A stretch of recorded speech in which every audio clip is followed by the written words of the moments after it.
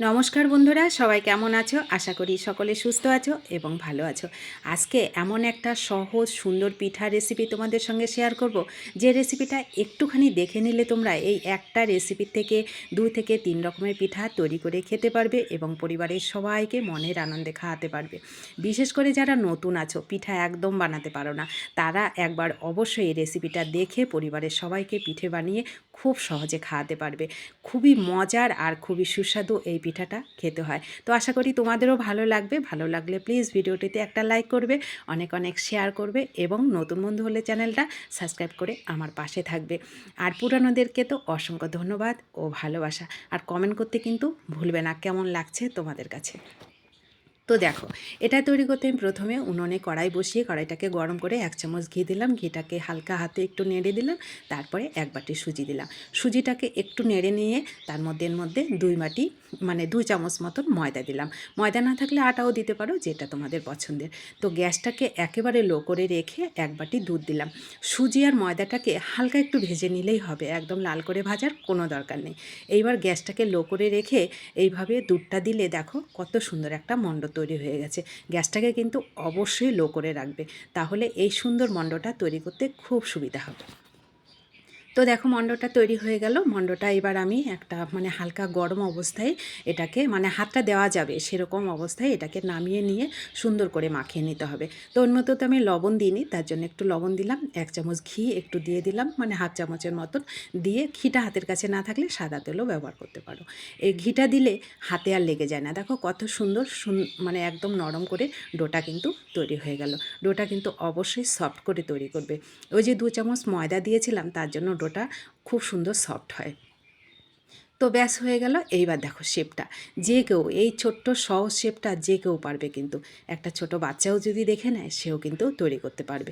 খুবই সহজ এই শেপটা তৈরি করা। তো দেখো এরকম ছোট ছোট করে লেচি কাটবে, কেটে এইভাবে হাতের মধ্যে 2 মাথা একদম ছুচালো করে এইভাবে শেপগুলো তৈরি করে নেবে। খুব সহজ। যারা নতুন বিয়ে হয়েছে, পিঠে একদম বানাতে পারছো না, তারা বসে বসে চিন্তা না করে এইভাবে ছোট্ট সহজ রেসিপিটা একবার দেখে নাও। আর পরিবারের সবাইকে মনের আনন্দে এইভাবে পিঠে তৈরি করে খাওয়া, দেখবা সবাই অনেক প্রশংসা করবে।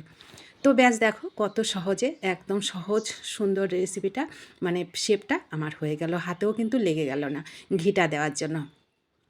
তো হয়ে গেল। এবার এইগুলোকে তোমরা ভাপিয়ে খেতে পারো, আবার ফ্রাই করে মুচমুচে করেও খেতে পারো, আবার দুধে ভিজিয়েও খেতে পারো, চিনির শিরায় ডুবিয়েও খেতে পারো। যেটা তোমাদের পছন্দের সেটাই কিন্তু তোমরা তৈরি করে নিতে পারো। তো হয়ে গেল। এইবার আমি এটাকে আজকে তৈরি করব চিনির শিরাতে। তার জন্য উনুনে একটা বড় বাটি বসালাম। তার মধ্যে 1 কাপ মতন চিনি দিলাম। 1 কাপের একটু বেশি দিলাম জল দিয়ে, একটুখানি 2-3টে এলাচ দিলাম দিয়ে, বেশিক্ষণ মাত্র 2 মিনিট একটু ফুটিয়ে নিলে দেখবে চিনির শিরাটা এরকম হালকা কালার এসে যাবে। কোনো রকম চিটচিটে ভাবের কোনো দরকার পড়বে না। 2 মিনিট ফুটিয়ে নিলে ব্যাস রেডি হয়ে যায়। তো নামিয়ে নিলাম। এইবার আমি এইগুলোকে ভেজে নেব। এগুলো ভাজার সময় একটু খেয়াল করবে, খুবই গরম তেলের মধ্যে এগুলোকে দেবে না।